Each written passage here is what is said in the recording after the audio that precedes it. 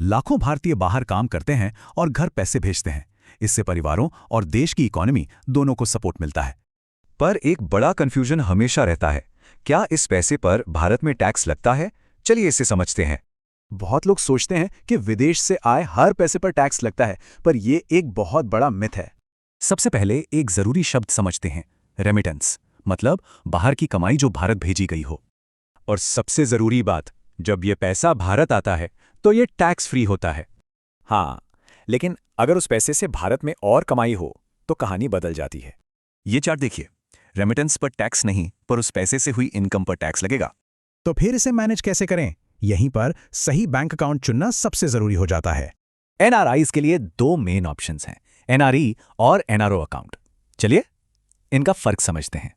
NRE account आपकी foreign income के लिए है और इसका सबसे बड़ा फायदा, इसका इंटरेस्ट भारत में टैक्स फ्री है।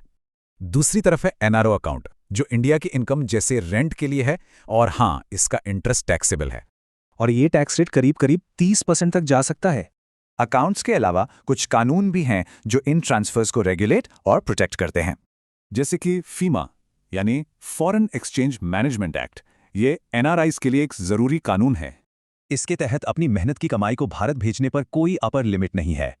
फिर आता है डीटीए यानी डबल टैक्सेशन अवॉइडेंस एग्रीमेंट। ये एक तरह का समझौता है। इसका सीधा सा मतलब है कि आपकी एक ही इनकम पर दो बार दो देशों में टैक्स नहीं लगेगा।